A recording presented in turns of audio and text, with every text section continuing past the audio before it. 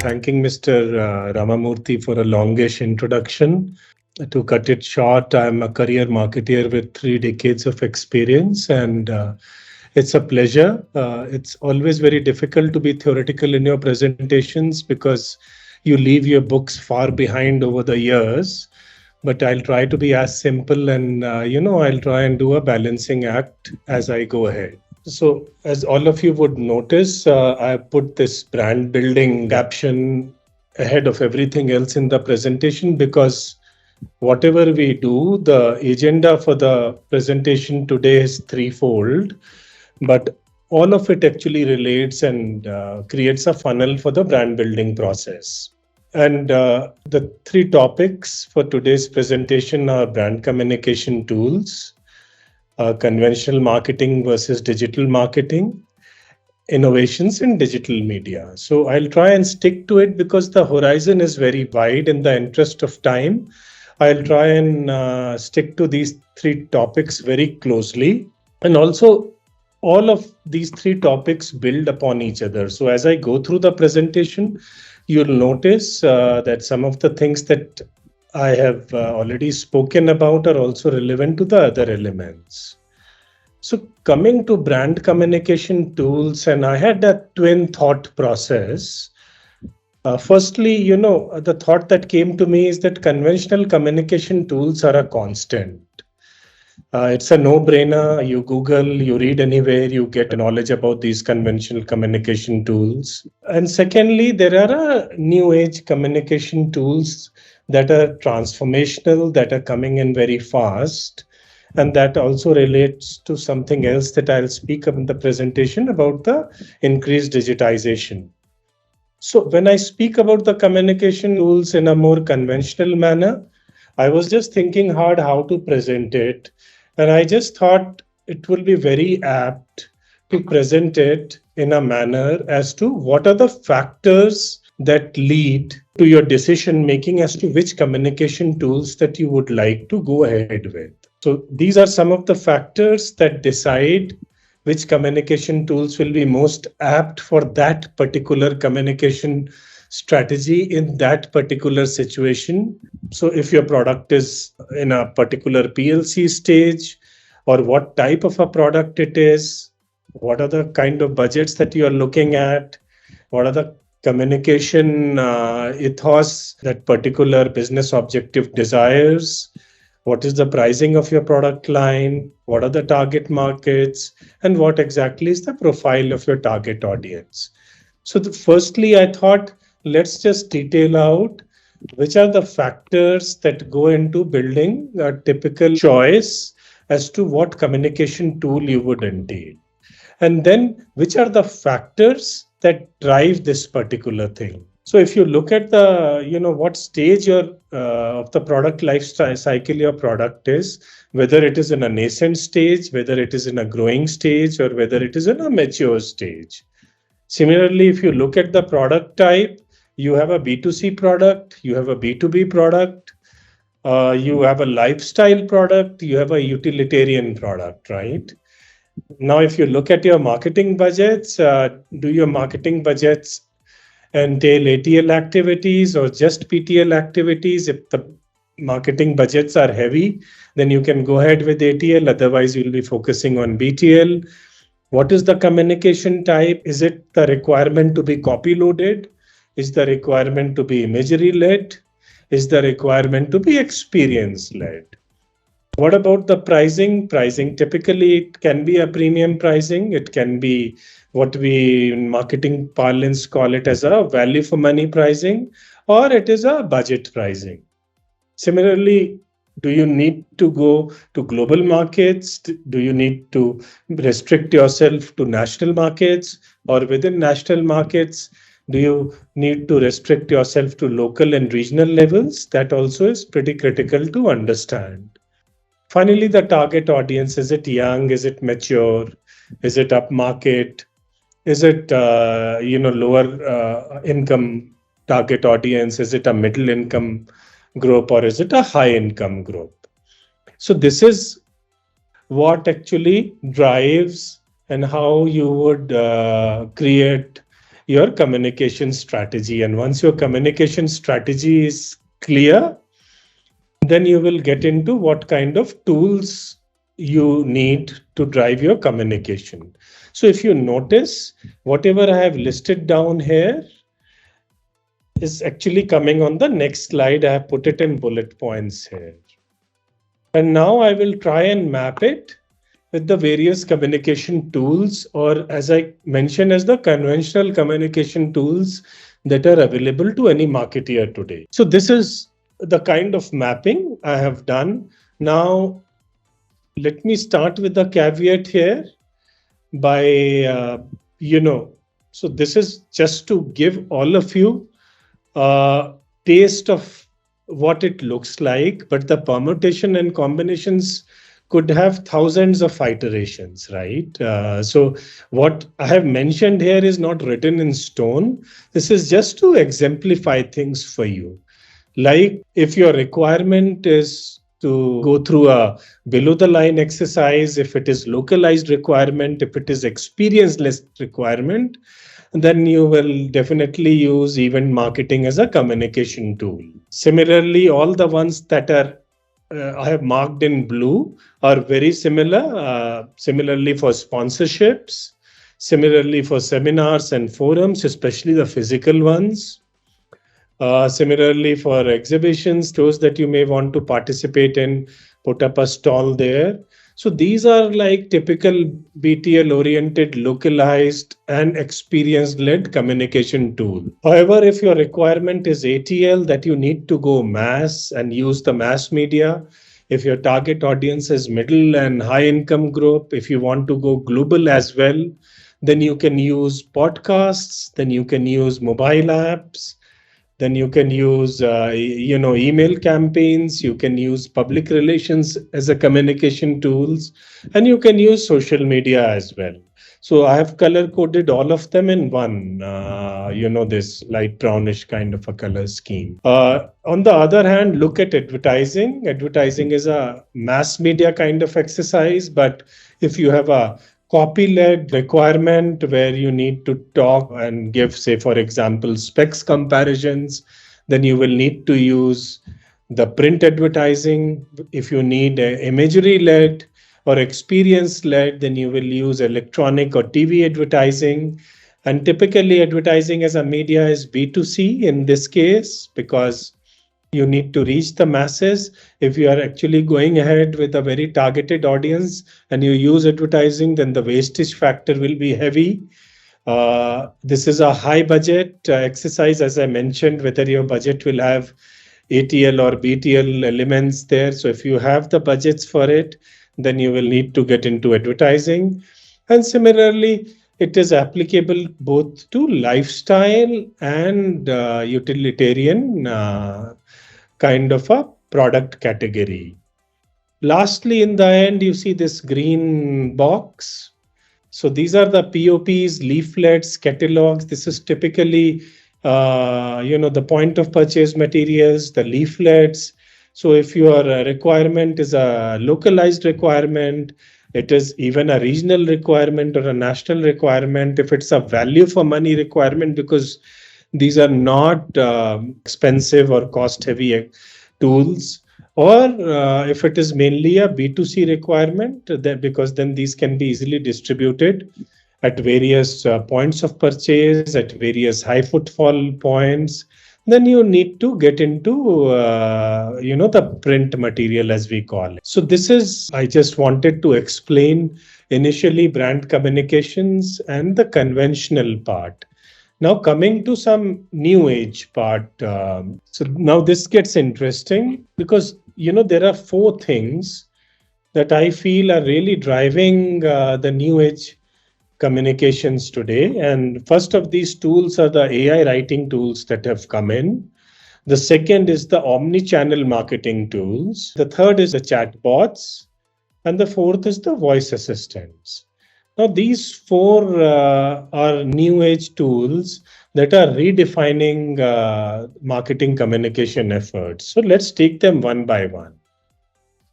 let's look at the AI writing tools. They give you all kinds of efficiencies. I'm not going to read out everything for you, but I just want to highlight here that there are certain technological innovations that come in and that take your breath away. And for me personally, the AI writing tools are those kind of innovations, because I may be biased here, but because content is a passion for me.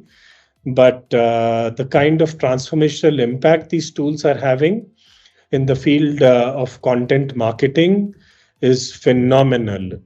So they give you operational efficiencies.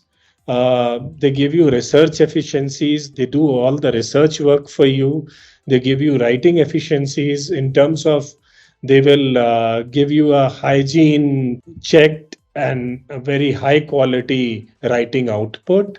They give you cost efficiencies because they may take away the cost element for a copywriter, need for a copywriter. If you use tools like BuzzSumo, then they are highly SEO optimized. If you want to get into multi languages, then these tools are language optimized. And one of the things that any writer needs to start with is ideation. If I write, the maximum time I take in, like, how should my structure be? How should the flow of my content be? What kind of references do I need to give in my article or whatever? So, that kind of ideation goes into, and that takes the maximum time. And if I am writing as a writer, the maximum time is actually taken by the very first para itself because of this.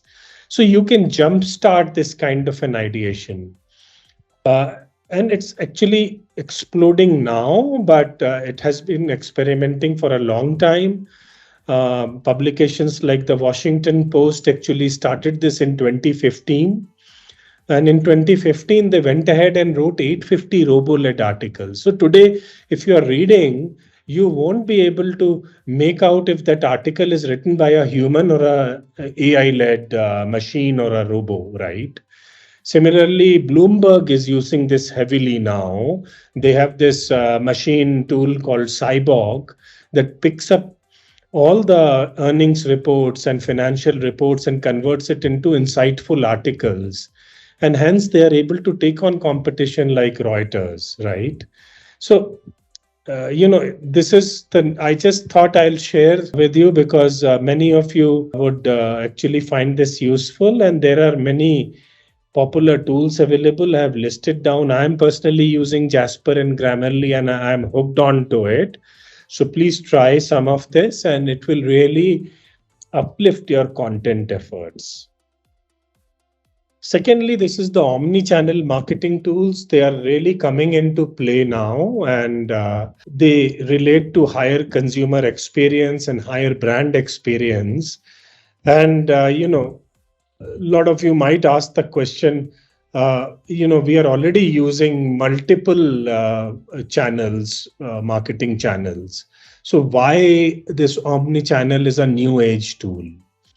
The difference is simple. Although both use multiple channels, but if you are using a multiple channel marketing approach, you are looking at each and every channel in a silo.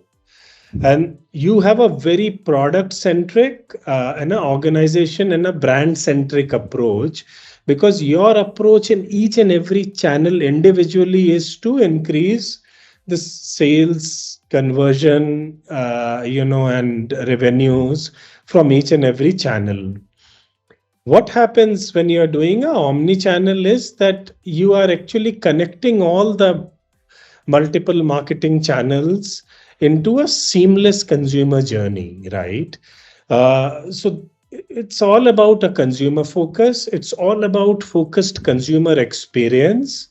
And somewhere during the journey as a marketeer, it is hoped that the consumer will convert. I'll give you an example from a multiple channel. If you are doing a hoarding and creating a brand awareness, and you are doing a website. So you are using two marketing channels to create your brand awareness. But if you are actually speaking to a call center agent, and then you get into a live chat with him. And then from the live chat with him, you are progressing through a website link to the website. And on the website, you are actually going to a page where you can click further and get the product reviews. This is the seamless omni-channel marketing experience. And organizations are actually proceeding towards this, but they have to do a lot of work in connecting the multiple channels together.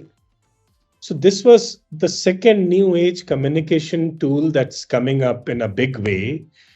The third tool is the chatbot, and this is actually becoming very big now in the sense that if I have to go to a chatbot, why am I very comfortable and why this is being used with increased frequency? Simply because it is 24/7. You can go there anytime and use it.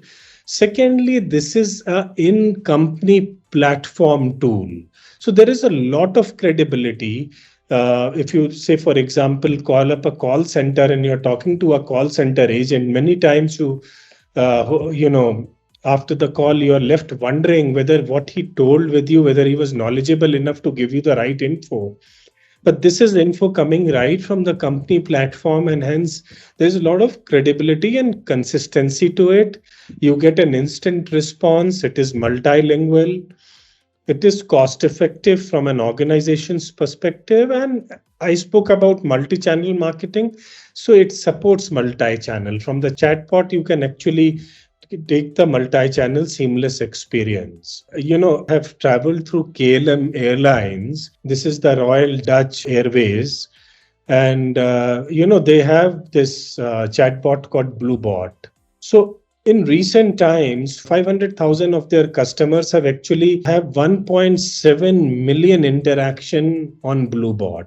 So that's the kind of traction that chatbots are nowadays receiving. 70% of the consumers in US today, as per Salesforce, are actually using chatbots, and 40% of the organizations globally are doing it. And trends are that this 40% may become 80% in times to come. So this is the kind of traction that chatbots are getting. Final thing that I wanted to talk about the new age tools is the rise of voice assistants. And I'm sure many of you would have used the Alexa from Amazon, the Siri from Apple, and the assistant from the Google. And these are eyes free and hands free, and they are extremely convenient. With the natural language processing now coming in, their processing ability has increased, so they are becoming more and more contextual, and hence they are becoming more and more accurate in their analysis and their responses to you, and their reduction in errors is absolutely visible. So these voice assistants are really gaining ground, and it's a no-brainer now. If you see, if you need to type, you actually can type approximate 42 words a minute. But if you're just talking, you can actually speak 160 words a minute. So it's a no-brainer in terms that you can just see that there's almost a 4 times efficacy, and how convenient it could be. And this lends itself to a lot of applications in organizations and communications. So this is coming out in a big way. So these are the 4 new age marketing tools. So as far as the first element of the presentation is concerned about communication tools, I tried to touch upon in a different manner about what are the conventional communication tools, and I went the other way around to explain how they can be used. And then I also talked about the 4 new age marketing tools that are coming up in a big way that many of you would find useful when you go ahead and look upon them in your own organization's day-to-day working. So I'll just pause here to take any questions. I would now request participants, any questions still here? Hello, sir. Pooja this side. So Hi. basically, branding is something where we may utilize all the components and try to create outstanding brand. But when it comes to attract the customers, marketing plays very important role. So when we start with our different approaches to on different social media platforms, it is sometimes difficult when you don't have larger network to spread your brand awareness. So when someone starts with scratch, what are the tips we can use in terms of marketing, which can get audience easily, like get reach of target audience easily? Like we do use hashtags, we can create regular posts, but still, like people do visit the post, so it's not difficult to get views, but it is very difficult to get subscriber or followers for that same platform. So yeah, that is my question. Yeah. So absolutely great question, Pooja. And you are actually hitting the nail on its head by saying that you can get the impressions. Yeah, by impressions we mean people scrolling through your post, so they may have glanced through it, but it's absolutely difficult to get the engagement, right? So engagement is typically a sum total of likes, comments, and how do you engage with a post? And it's very difficult. So there is no easy way out here. And I'm going to cover this in partly in the next part of the presentation, and you'll realize when I talk about digital, but all I would say is, this is experiential because there is no mantra. If there was a perfect model to do it, then everybody would get traction on social media. But 99% of the organizations and 99% of the individuals are not able to do that. They just are there for the sake of being there. So one is you need to be absolutely project the truth, right? And you need to and do not wrap around any fanciful stuff around your truth, whether it is the organizational branding or whether it is your personal branding. So that is one. And secondly, I personally feel there is only one differentiator that can make people stand up and take notice of you or your organization, and that's the content, right? And if content is your forte, then you should utilize the content in a big way. I'll talk about it. Or if it is not a forte, then you should get a very good content person or a copywriter to create compelling content for you. Yeah, got it, sir. Thank you. And why I'm not delving upon the content part, because it's coming now in the next section. Sure. Okay. This is my favorite part. In fact, I wanted to start the presentation with this because I feel this is where marketing is leading to, right? And traditional marketing is actually past. And how do we transition to digital marketing and the tenets of digital marketing, right? So when I started my marketing, what was marketing? Marketing was divided into ATL and BTL. And typically the ATL elements were what? The ATL elements divided into three parts: print, TV, and radio. And there were some BTL elements, right? And then we used to run a campaign, and then it typically used to have these three components, and we thought we had done a great job.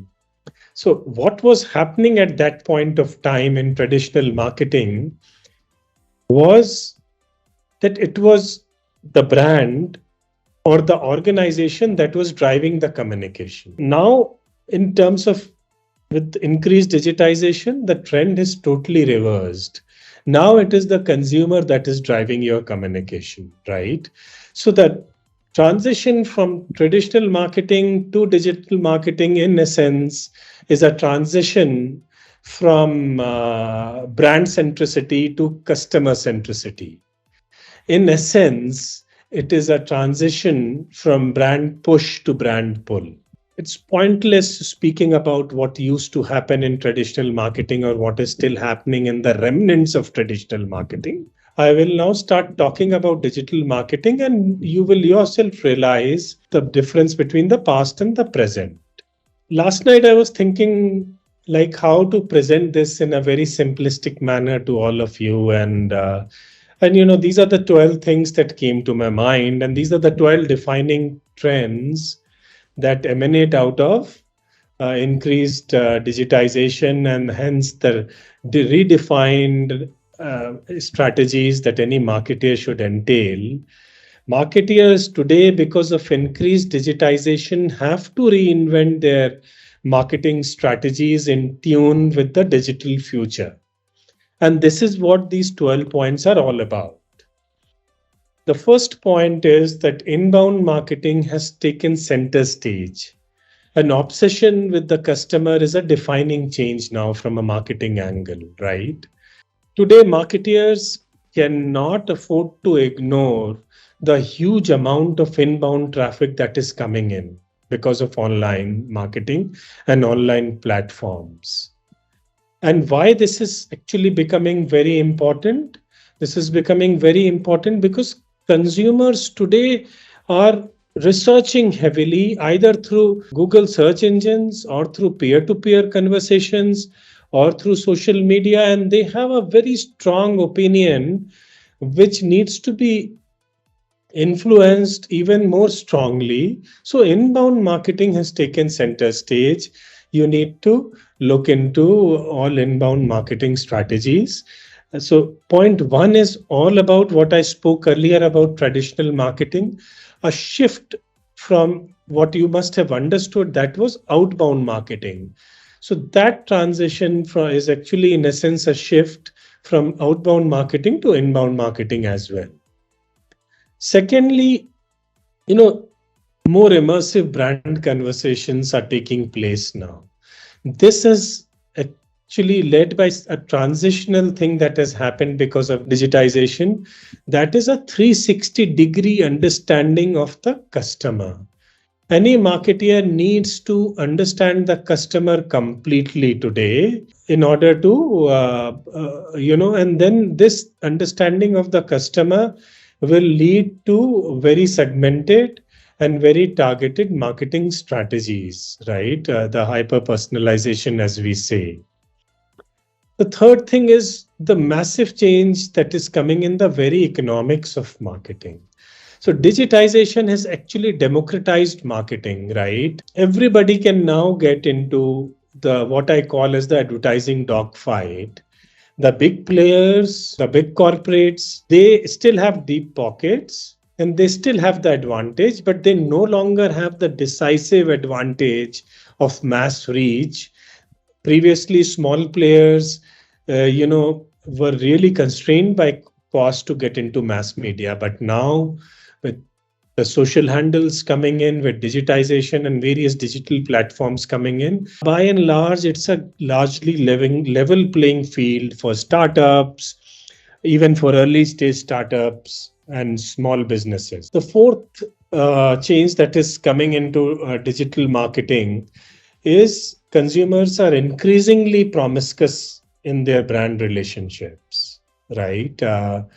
And why this is happening? Because the consumers, they can explore multiple channels, they can take multiple reviews, they can explore multiple brands, and marketeers and organizations won't even have knowledge as to what is the considered set or where all the consumers are actually going, let alone trying to target in a very competitive manner and targeting the competitive landscape.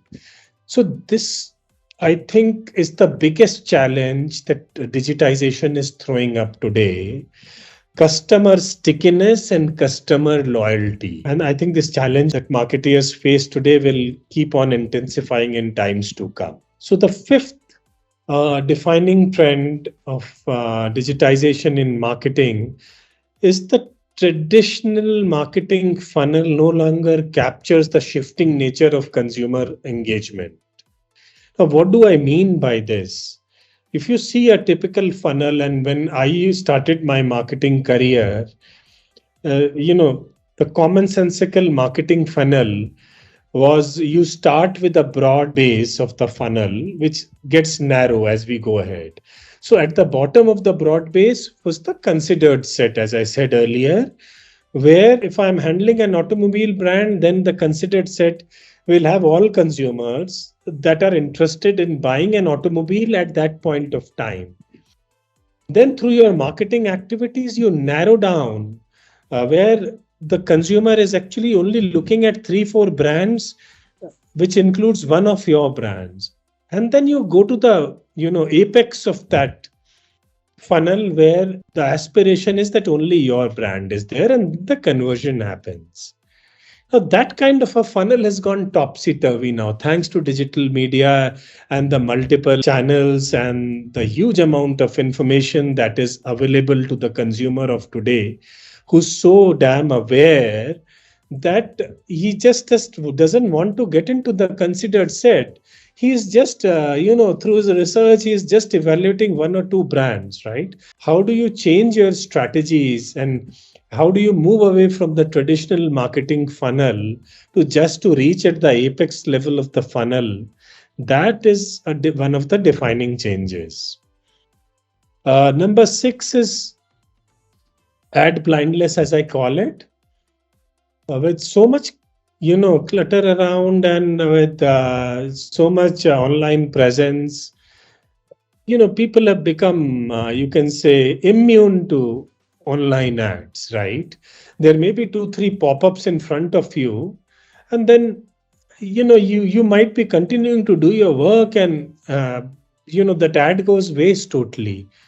So how do we get more and more clicks and engagement? And those are the kind of tasks that are at your hand. And so, you may want to get into strategies like giving special offers or getting into a contest or getting into a free download of a study or a brochure or things like that.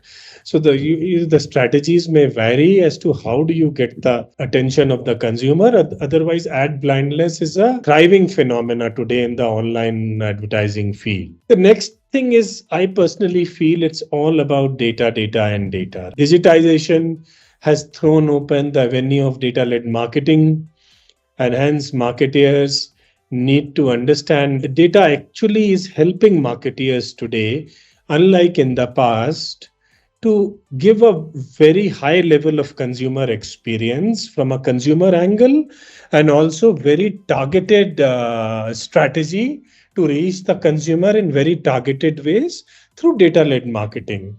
Take Starbucks, for example. Starbucks is actually capturing the consumer data of its loyalty program and converting that into predictive analytics to give very targeted messages to its consumers, right? If you are entering a Starbucks showroom today, you might get a message from Starbucks saying this is the delicacies that are available, and they may be attuned to your palate, right? Or they may be very specific offers on your products of your choice so that they can increase the average revenue per consumer footfall. So this is how Starbucks is doing it. Then there are organizations like Nike. They're snapping up tech companies actually because they want to deep dive into consumer data and they want technology to help them do it. Then there are other organizations also that are using data very effectively. Anheuser-Busch InBev, the global brewery major, it has gone on to record to state that they have actually a data of 2.5 billion customers of theirs over the years, and how they have used that data to increase their sales to the tune of 80%. So this is what they have actually coming from the horse's mouth. So what I'm trying to say is that data-led marketing is actually, with increased levels of technology coming in, is going to enhance by the day. And as a marketeer, in terms of customer segmentation, in terms of customer targeting, in terms of getting a bang for the advertising buck, for many other reasons, you can't avoid data-led marketing. Point number 8, I think this relates to what Pooja was asking. Content is paramount, I feel. It is a key differentiator, as I was telling Pooja. You know, see the change that I have felt as a marketeer when I started as a management trainee with the Times of India, or I worked in subsequent organizations post that. You won't believe it was the creative that drove the content. So there was a creative team, there was a creative strategy, and then we used to decide like what content to be incorporated there. But today, I'm in a situation where we have the content, and it is the content that drives the creativity, right? So, thanks to digitization, because of digital platforms and the high frequency, we are able to do it, right? So, the approach to content and creativity has become topsy-turvy today, right? And when you talk about content, there are three things. You can create content, you can curate content, and you can cultivate content. So, Pooja, to answer your question, I think most of the organizations today, nobody is trying to spend time because creation of content is extremely a thought leadership and a painstaking task. Most of the organization today are actually picking up content, creating content that suits them and putting it out in public domain, or even picking up content, created content, and giving proper attribution to the creator of that content and putting it out in the public domain, right? And this is for Pooja. You need to basically understand in which space you are, what is the platform, what is your target audience, and then you need to tailor make your content accordingly. Take the example of Zomato, right? Some of you are heavily on social media. Zomato has created its equity in social media because of its content marketing. Zomato never talks about deliveries and their efficiencies and how fast they deliver. Zomato is actually taking up trending topics, and it's taking up cultural moments, and it is building that trending topic or that cultural moment through wit and humor. Wit and humor, even to the point of being sarcastic, right? And their social media posts are viral, right? So you need to understand which space you are in, what will work for you, and it is a painstaking exercise. But if anything can accelerate the traction that you desire on social media, the number one on that list would be content. Look at Oreo. When Oreo came into India, it was facing huge competition from Britannia and Parle. And they didn't know what to do because their sales couldn't pick up. And today, if you go and see the Oreo campaign, they had what is called as the daily dunk content strategy. And if you go and see, you will be pleasantly surprised like what magic content can do. A daily dunk means, they pick up every day something special for that day and they correlate it with Oreo. Say, for example, if June 21st is the longest day of the year, they will have a stretched form of Oreo saying today is the longest day, right? If July 1st is a doctor's day, they will, show a medicine strip with where you see the tablets. Instead of the tablets, there are small Oreos there. Happy Doctor's Day. So, and the content did magic for them. And many of you will be knowing how good they are doing in the market today. And they give a lot of credit to their content strategy. So, Pooja, does this answer your question to some extent? Yes, sir. I think it makes sense because content is something which is everywhere, but how much humor you can add to your content also matters. Yeah, it could be humor, it could be sarcasm, it could be what I'm coming to one of the points, it could be issue-based content, right? It could be thought leader content. It could be a mix of it, right?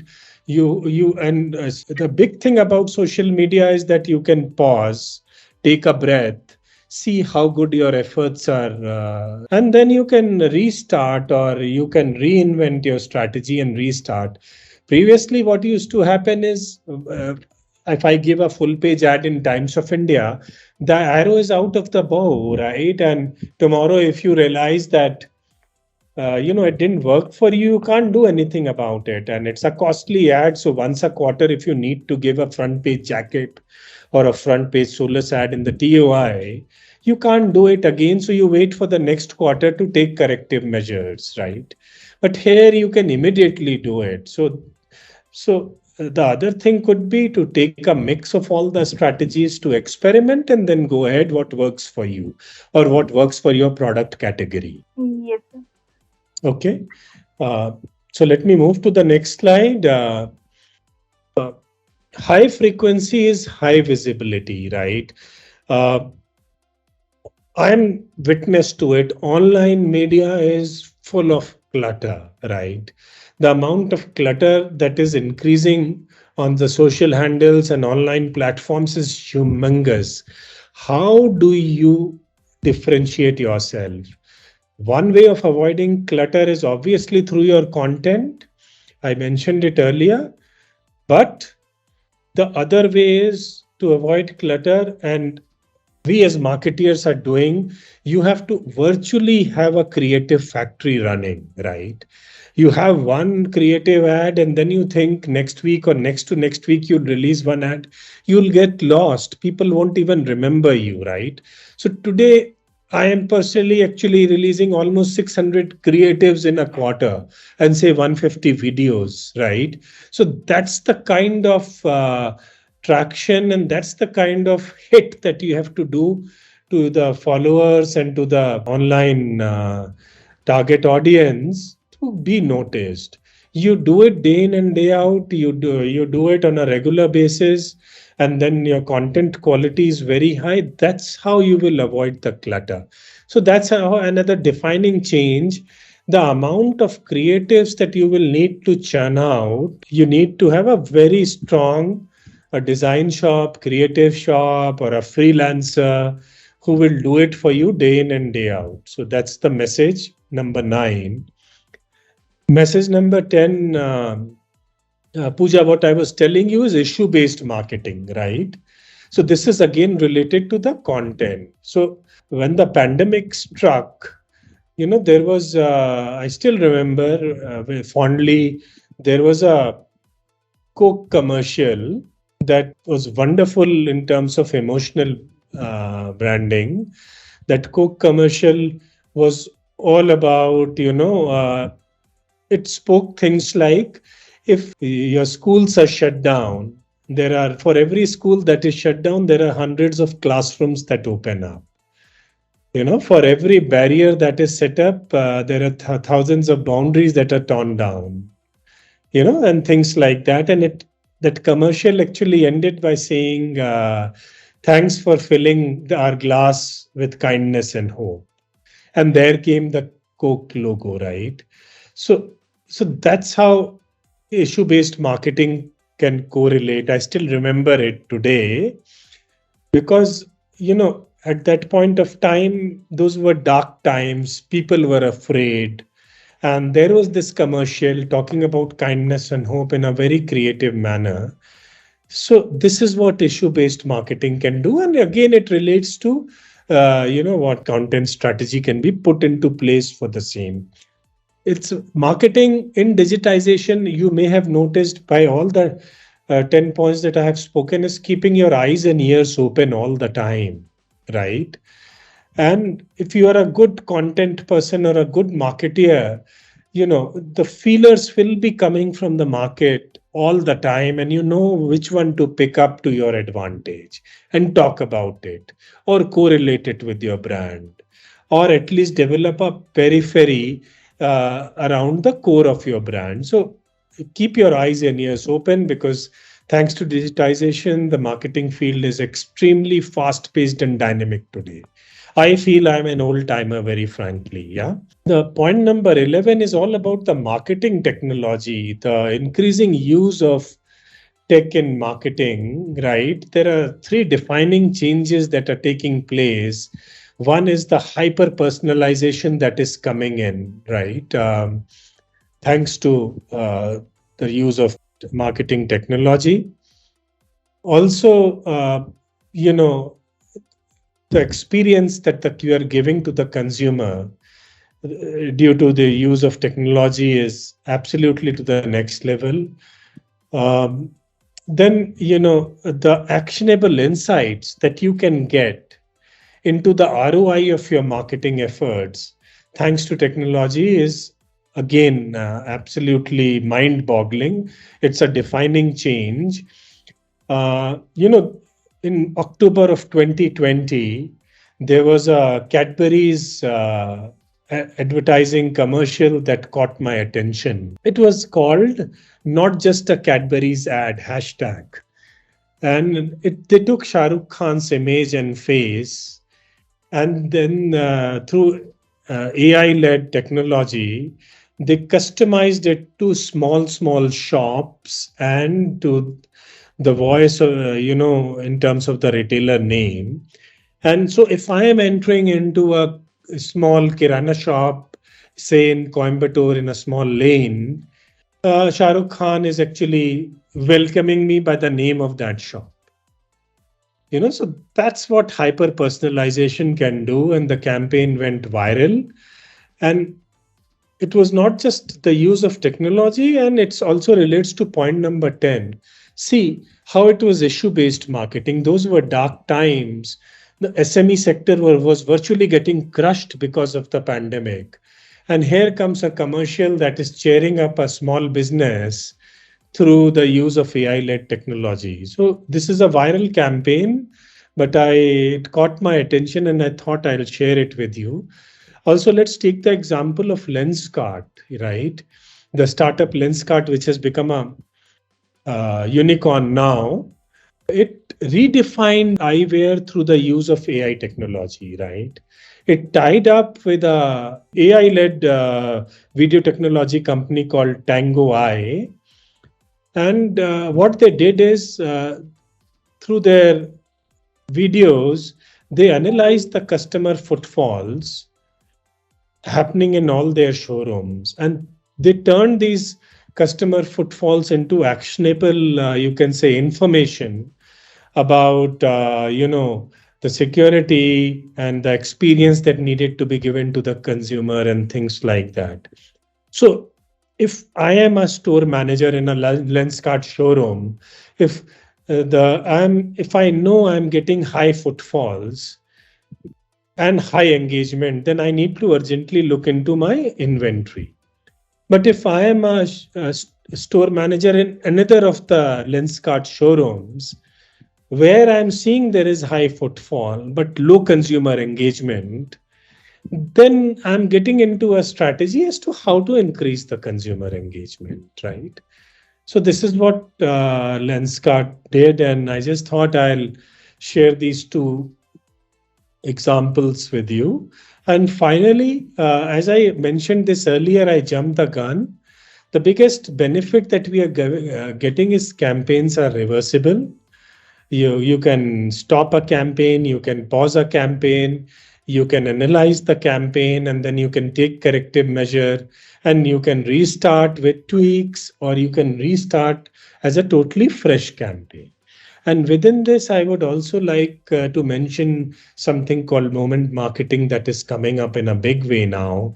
It somewhat relates to issue-based marketing, but for many marketeers, it is known as moment marketing.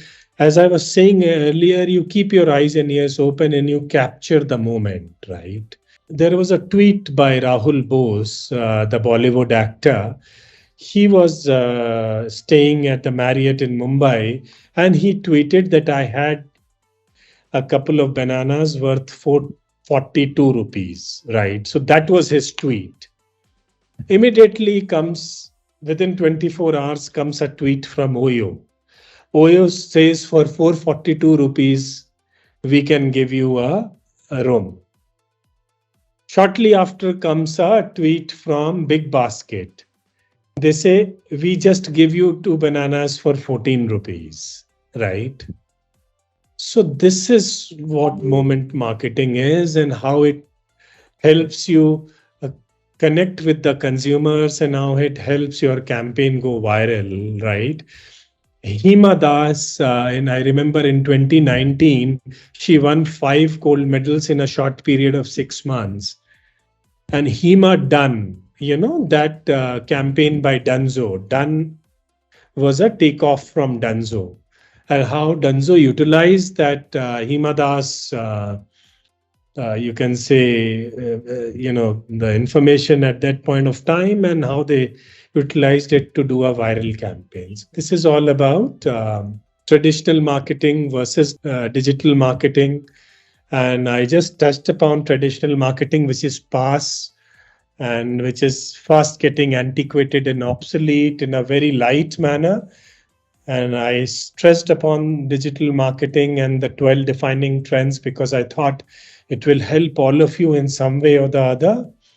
And also, when you talk about these defining trends, you'll realize the past, which was the traditional marketing. So, before I go to the next section, any questions? Or even anything, I would be happy to know if it's helpful in any manner.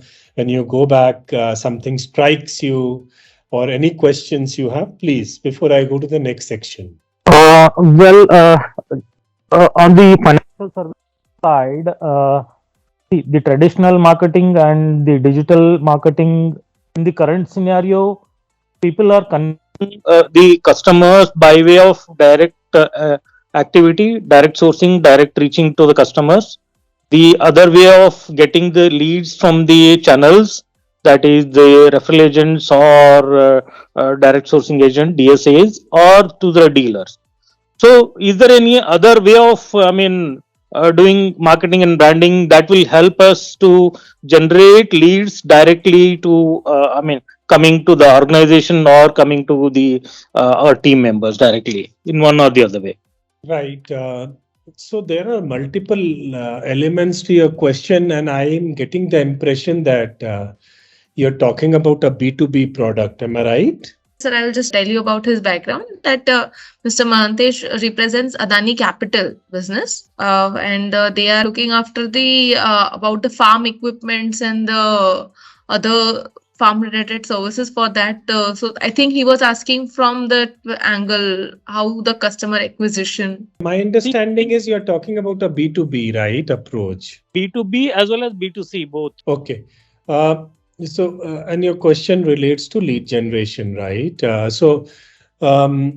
think it has to be a conventional brand pull versus a brand push kind of a thing, because you can't always use the pull in the lead gen. So as far as lead generation is concerned, my experience says that email marketing is not working at all right now, right? Let alone people clicking on your call to action link. People even don't open your email, right? So my take is that get into other kinds of my target audience are the farmers, basically. Right. So my take is to get into more targeted lead gen, and farmers, obviously the email would not work. WhatsApp marketing is really working very well across all target audiences, right? At least for us, it is giving the best possible response, right? And I hope you are having a WhatsApp bot. Yes, we have the option in our this thing. Yeah, right. So WhatsApp bot should be absolutely clutter free, and it should be self-explanatory, and just 2-3 options should be there, and it should take the target audience. WhatsApp works very well. Secondly, sometimes if you purchase the data, or what is your level of data warehousing, I won't know. If you purchase the data and then target that data, that works very well. Thirdly, social media is not the platform for your target audience, so I'm not talking about it. But in many cases, the slice and dice profile, through a sales navigator on LinkedIn and things like that really works well, where you can get a database segregated, and then through other, tools like the Sendzilla, you can take that sliced and diced data and do it. So my only whatever actually comes to my mind from a lead gen perspective from a farmer is, to target them directly is WhatsApp seems to be a very good media. And secondly, how do we create awareness that may not be an exercise on social media, but I think a lot of below the line activities and garnering data from there, and also creating brand awareness, having farmer melas, getting down to your distributor and to your channel partner level and taking their help to getting into, you can say, very relevant gatherings and having tailor-made communication ready for them at that point of time, even if all of you cannot be present there. Customized, standardized communication with a very strong value proposition of your product line as to what they will get. That should come out very clearly. And then, go as vernacular as possible into regional markets. So this is what I feel. A very strong combination of something like a mass push from a media like WhatsApp, and then a selective targeted push and a selective targeted brand pull through ground level activities with very relevant target audiences, and to get immediate conversions. And if those conversions don't happen, to capture those data points for follow up. So if out of a gathering of 100, if you get 20 conversions, the balance 80 data points that you get could become your next WhatsApp campaign. So this is what I'm saying. So this is what actually immediately comes to my mind. Otherwise, I'm not an expert in the agri field or financial services field, but commonsensically, this is what comes to my mind. Thank you so much, sir. Thanks. So innovations, I won't take too much time here, right? I won't touch upon AI and VR because lots of examples I have given you for AI and VR also. Like if you go to a Tanix showroom, you'll see, that kiosk where, in your picture, you can put the picture of your wife there, and she can see how the jewelry is looking on her neck and things like that. Similarly, you can go to a Lenskart showroom and you can get a 3D view of how various spectacles are looking on your face. So I touched upon these things in marketing quite extensively, so I won't touch upon it. Let me just quickly talk about metaverse. This is the next big innovation and the next big thing coming up in marketing. This is supposed to be the digital future of marketing. Metaverse is actually nothing but it's a heady cocktail, as I would say, of AI, VR, blockchain, ML, so you mix all these things together and you get the metaverse. There are three big benefits in metaverse. One is, you get very realistic simulation of your product line, right? So today IKEA is using it, right? So, sitting in the comfort of your living room, you can see how a furniture through IKEA's metaverse platform or virtual living room, you can see how it's going to look into your living room. You can actually fix it and then see, right? Similarly, if you are on a racing car and you can see, if you how the car would look like on a racing track if you are a sports enthusiast and things like that. So the second advantage is it is very immersive. It gives you an experience which is not tedious. It gives you a realistic experience. So you are there in between the thick of things yourself, right? So this is actually the future of internet marketing. It was very difficult to explain because this is another day, another topic. I can take hours to explain this, what is happening and which organizations are coming up, what are the trends, what are the possibilities, right? Say, for example, Gartner is actually saying that by 2026, 25% of the internet users would be using metaverse in one way or the other. This is how big it is. And the same study is also saying that 30%, of the organizations would have some metaverse product or service ready. So this is how it is becoming. And metaverse is not just Meta. You would have heard about Meta and Facebook. So it's just a name. Metaverse-led number of organizations are coming up. And in 2021, investors have actually put in $10 billion into the various metaverse platforms. So that is the kind of traction that metaverse is receiving. In 2021, almost 800 times, hashtag metaverse was featured on the Twitter, 800 times an hour across 2021, right? So this is, 164 million searches.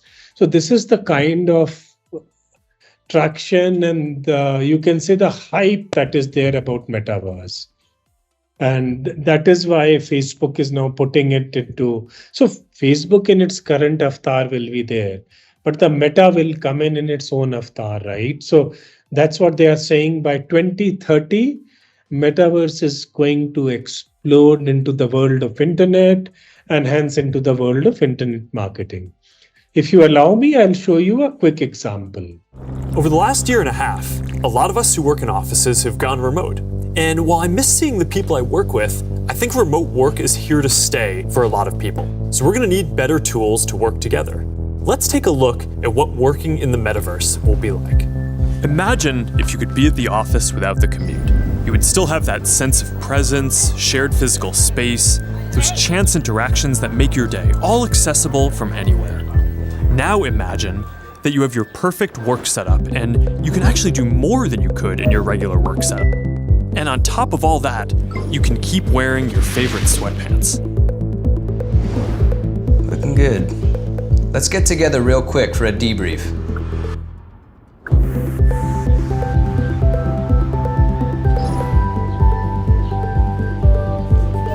I'm free now. Let's jump in.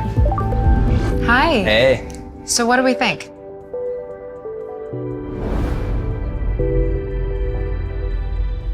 I think it's ready. Great. I'll prep it for the presentation. All right. Good luck. Imagine a space where you can tune out distractions and focus on the task at hand. And when you're ready to share what you've been working on, you can present it as if you're right there with the team. Wait, where's Mark? I think he's in the middle of something.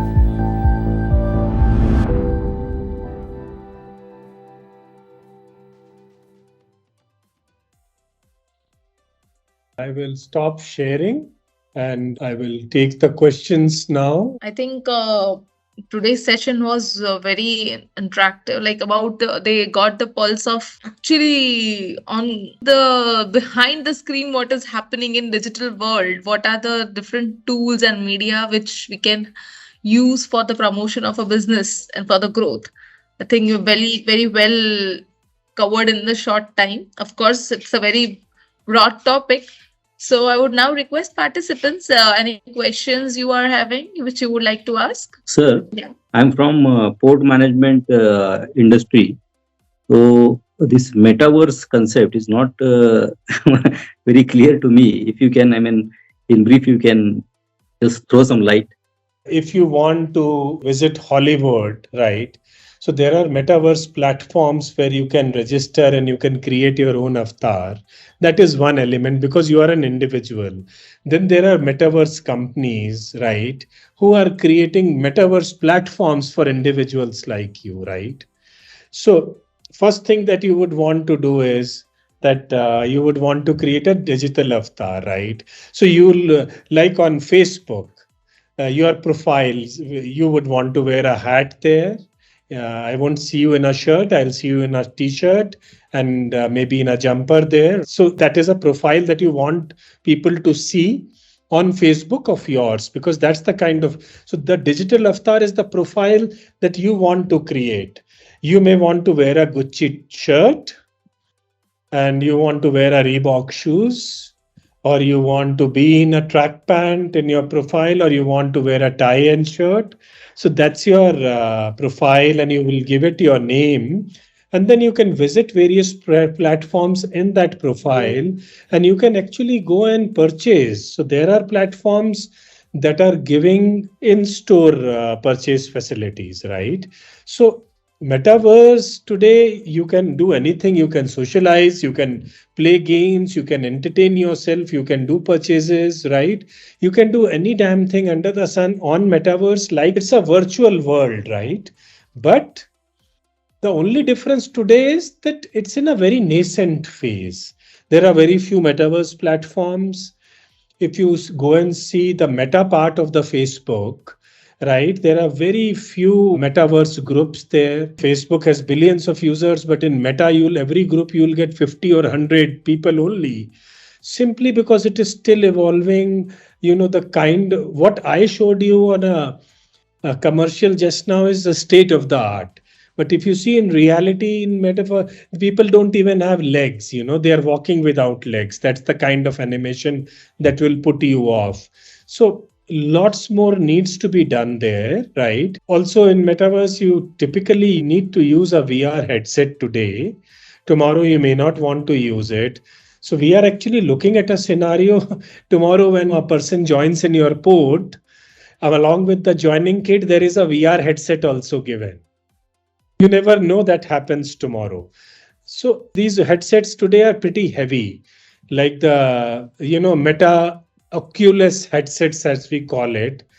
They're pretty heavy, not very expensive, but still expensive for the lower middle class. 40K last I saw. So once the price comes down, once the headsets become more easy to use, you can't keep putting it on, because so a lot of changes are happening. So just visualize metaverse as your next Facebook. The only difference is that you are not going and liking the page. You're going inside. If your friend is holidaying, you're going inside and your avatar is there talking to them. So that is the metaverse. It's very difficult to explain in a short period. I wish I could do it. Yes. Yeah. So I would like to hear mention about the meta thing that at Adani University also, we are planning to launch one program on metaverse, of course, where I would be taking advice from Atul sir also about the same program, which will help, because that is now the new future of future world. So there's a virtual reality kind of a thing, which with help of some tools and some softwares, which can be created artificial entire this room which is created, that can be created as an artificial virtual room, and how you can, the distance will not matter. Even at home, from home you can manage the things. That is how it works. We'll be briefing you that also. We'll share the details once the course outline is ready with you all participants also. So even like for the port business, how meta can be helpful is like you can show many of the containers and offload and all this thing virtually to your clients, and can be done. So that kind of inspection can be done virtually.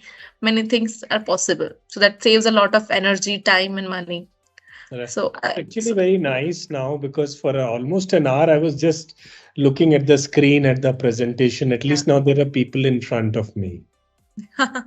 Yes, of course. It changes in all sectors, be it education, be it transport, healthcare, any sector. The idea is I just 2-3 key things I want to pass on the message. One is because I get the impression that some of the attendees today may not be hardcore marketing people, right? So one is, please give due importance to marketing and marketing teams, right? Because it's a hugely technical function, right? Secondly, marketing for me has worked well in organizations where the management has given it a strategic outlook, right? Typically what happens, there is a boardroom meeting, some critical things are being discussed, the plan is being made, the annual business plan is done. Then some marketing guys called as an afterthought and said, "This is the plan. Now tell us what you can do." Please involve marketing from your planning onwards, and you'll see magic happen. I'm a great proponent of that. Thirdly, marketing is all about speed. This is what I have always been saying, especially with a lot of fight inside organizations when I say marketing is all about speed. So sales guys also jump up. Everybody says we are also about speed. But believe me, I'll give you my example in Airtel. We used to just go home late in the night thinking after a hard day's work, tomorrow our campaign is on, right? And front page ad is coming out in Times of India about a new Airtel offer. You reach home at 11 in the night, you get a SOS call that the competition has preempted you on a SMS to all the dealers. So they have given a competing offer and a very similar offer already to all the dealers. Then what do? You rush back to office, you call all the publications, the ads are virtually pulled out from the dummy sheets of the newspapers. Then you work again and you go back, right? So that's what marketing is all about. It's all about speed. And thirdly, look at marketing with the technological lens, as maybe you look at your IT guy or any other technology wing in your organization. Because as we proceed forward, it's technology that is driving marketing. It's technology that will do the magic. It's technology that will do the trick. And it's technology that will help you analyze your consumers, help the sales team and the back-end business development teams. And it is finally that technology that will help you get the sales and the revenues and propel the organization further. So that's what my key takeaway is. Metaverse is just a cog in the wheel. Thank you very much, sir. It was a very insightful session over here for everybody.